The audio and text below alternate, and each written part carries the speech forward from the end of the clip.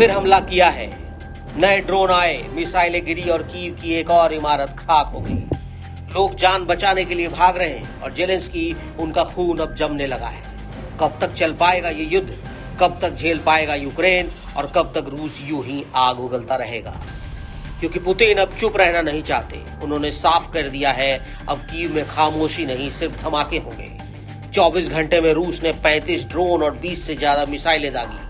Kyiv की रिहायशी बस्तियां, अस्पताल के पास की बिल्डिंग, एक स्कूल, सब कुछ मलबे में तब्दील हो गया।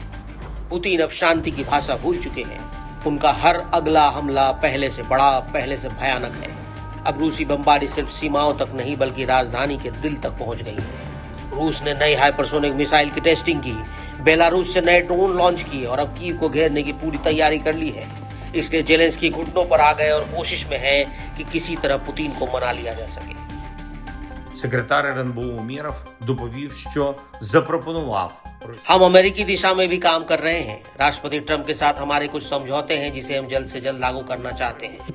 यूक्रेन अधिक से अधिक प्रोडक्शन बढ़ाना चाहता है। यह हमारी एयर डिफेंस सिस्टम और अमेरिका के साथ नए हथियार समझौते से संबंधित है।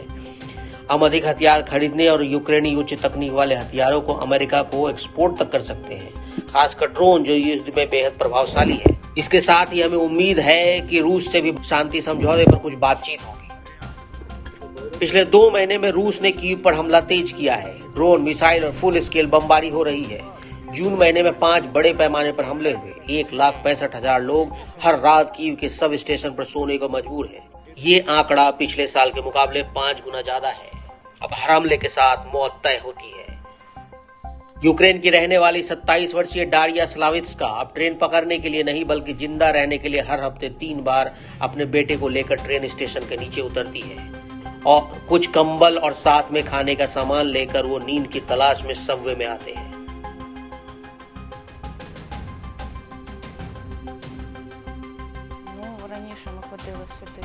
रूस ने यूक्रेन के पूर्वी शहर पर कब्जा करने के लिए बड़ा सैन्य अभियान भी शुरू कर दिया है। इसके लिए पोक्रोवेस्क के पास क्षेत्र में 1,10,000 सैनिक जमा हो चुके हैं। यूक्रेनी सेना के प्रमुख ओलेक्सांद्र सिरस्की ने ये जानकारी दी। सिरस्की ने कहा कि पोक्रोवेस्क के आसपास का स्थान इस समय सबसे हॉट पॉइंट है। रूसी सेना 1 साल से पोक्रोवेस्क पर कब्जा करने की कोशिश में है और लगातार आक्रामक हमले हो रहे हैं। सैनिकों और हथियारों में बढ़त के बावजूद रूसी सेना इस शहर पर कंट्रोल स्थापित नहीं कर पा रही, इसलिए यह शहर पुतिन की नाक का सवाल बन चुका है। पोक्रोवेस्क को मॉस्को ने रणनीतिक लक्ष्य घोषित किया है। रूसी राष्ट्रपति व्लादिमीर पुतिन ने भी साफ कर दिया है कि उनका लक्ष्य डोनेट्स्क और लुहांस्क के सभी पूर्वी यूक्रेनी क्षेत्रों पर दोबारा कब्जा करने का है, जहां पर अब रूस का कंट्रोल है। कीव और उनके यूरोपीय सहयोगियों का कहना है कि पुतिन शांति प्रयासों में बाधा डाल रहे हैं ताकि उनकी सेना अधिक से अधिक यूक्रेनी क्षेत्रों पर कब्जा कर सके।